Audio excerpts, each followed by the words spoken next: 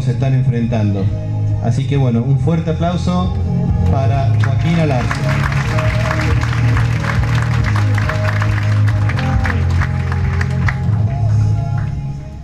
Bueno, muchas gracias por la invitación, es verdaderamente un placer estar acá, gracias a ustedes por venir.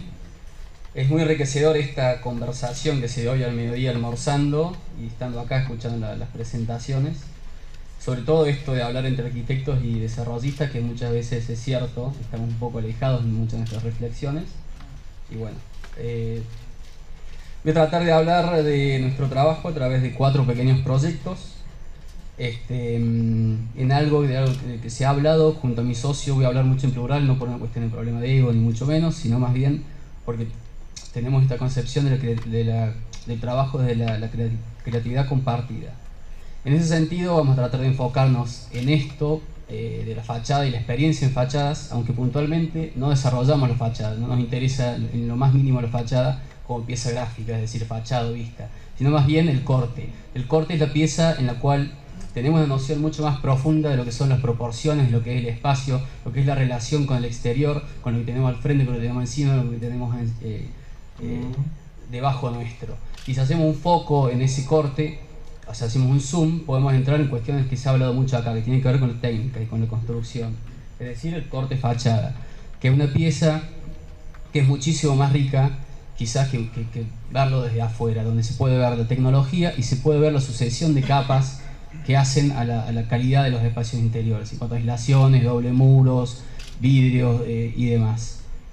En ese sentido, pensamos mucho en nuestros proyectos desde algo se ha hablado acá, desde la esencia del proyecto, es decir, que decante lo superfluo para que se mantenga lo importante o lo esencial en los proyectos. Y muchos de nuestros proyectos básicamente son eso, básicamente una estructura, donde empezamos la construcción prácticamente al revés de la lógica, desde afuera hacia adentro. Hacemos una estructura y luego hacemos los cerramientos interiores, de dobles muros y demás. Donde el material es algo muy importante en esta lógica de nuestros proyectos, donde no buscamos una mímesis, ni mucho menos con el contexto, somos conscientes de la acción que implica esto que decía Luigi Nossi, esto de que construir lleva implícitamente la noción de destruir algo. Bueno, tratamos de hacerlo de la mejor forma posible y tener siempre presente cuestiones que no son menores, que hacen a la esencialidad de la sustentabilidad, como son aleros, galerías o espacios intersticiales entre el interior y el exterior. Y cómo trabaja la luz, esto que se ha hablado tanto del tiempo, que la verdadera percepción del paso del tiempo la tenemos básicamente a través de esto, de cómo entra la luz y cómo percibimos la luz en las distintas estaciones del año, en las distintas horas del día.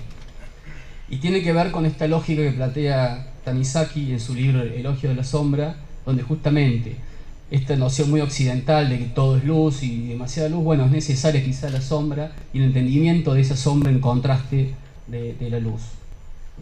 Volviendo un poco a la pieza esta que hablaba hace un rato del corte como manifestación casi reductiva de los proyectos, nos gusta justamente eso, que sea una síntesis de un largo y un complejo proceso que todos sabemos que demanda el proyectar.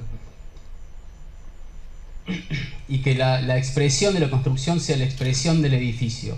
Nos importa la expresión de los edificios, nos importa la potencia que puede llegar a tener su imagen o su fachada puntualmente, pero que esa expresión sea resultado de una lógica que hemos pensado para construir el proyecto. En este caso puntual, decidimos, al ser de hormigón armado, que toda la lógica de la construcción a través de anillos cada 1,20 m, donde cada uno de estos encofrados siga subiendo a medida que se iba construyendo la casa, y así la expresión de cada una de estas pequeñas ranuras, que es para encajar simplemente los encofrados, es lo que hace la manifestación de la vivienda.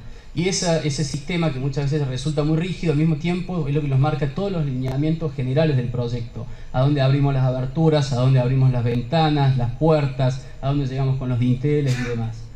Y esa lógica proyectual nos lleva muchas veces a tener cierta libertad, más que libertad, cierta flexibilidad en alguna de las decisiones que tomamos.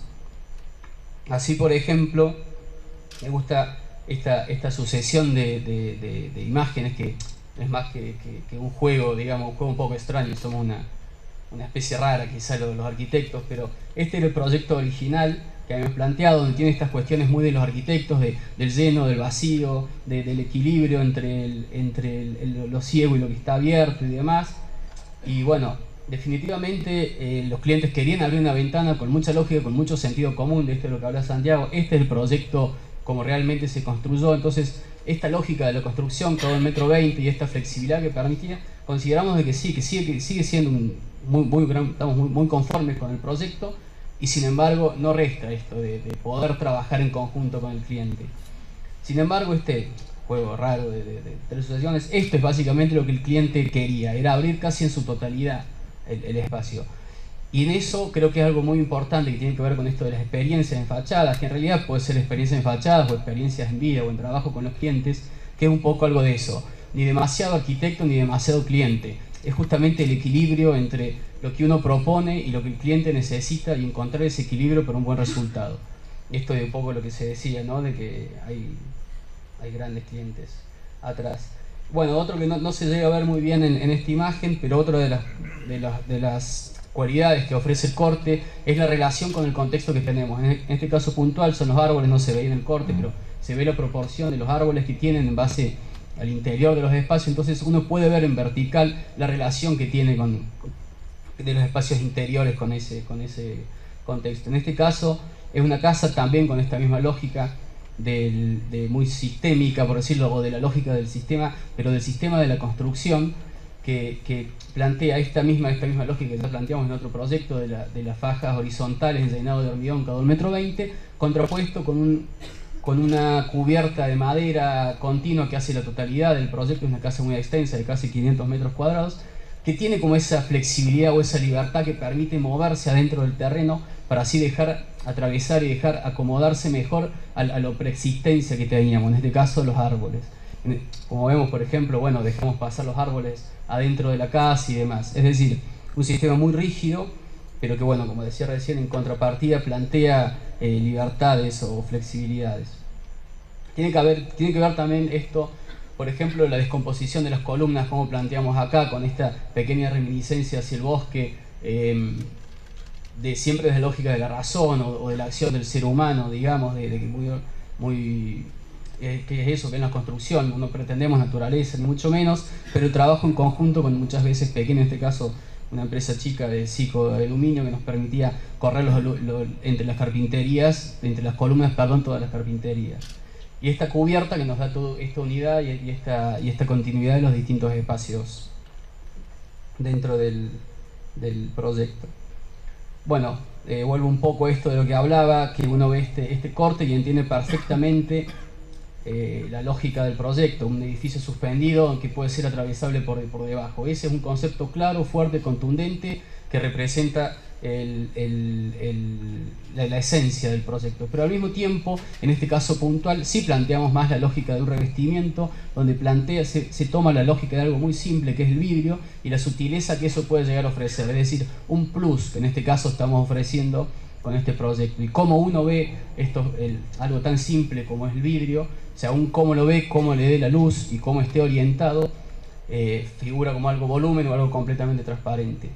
Este fue un pabellón muy pequeño que se construyó hace unos años, casi 7 años, que se construyó en 2 días, se montó, y cuando vemos esto montado ya vemos un poco lo que decía Ana de la ruina, digamos. Ya vemos que las dos decisiones principales del proyecto, que tienen que ver con la implantación del proyecto y con la estructura, están correctas. Ya ahí estamos conformes. Este plus que planteaba desde el revestimiento a través del vidrio, sí, es un plus, pero las dos decisiones más importantes creo que están bien resueltas en este proyecto y en muchos de nuestros proyectos, que es a donde tratamos de enfocar nuestro razonamiento. Y quisiera cerrar con un pequeño texto que escribimos hace unos años, que creo que es muy representativo de la forma en la cual trabajamos y tratamos y pensamos, digamos, en el desarrollo de nuestros proyectos, que dice, el título del texto se llama Así una compleja sencillez, y dice: el tiempo es un instrumento fundamental tanto en este proceso de depuración como de verificación de la perdurabilidad de la obra. Nos interesa una arquitectura que, siendo absolutamente de nuestro tiempo, resista el paso del mismo y tenga la capacidad de permanecer. Creemos que esta permanencia solo puede garantizarse con una obra sostenida por los elementos esenciales de la arquitectura, es decir, aquellos principios universales que son los auténticos fundamentos de la disciplina. Perseguimos una arquitectura cuya pretensión radica en el sentido común frente a la arbitrariedad, a la naturalidad frente a la sobreactuación, a la autenticidad frente a la originalidad, a la perdurabilidad frente a la tendencia y sobre todo buscamos una compleja sencillez. Muchas gracias.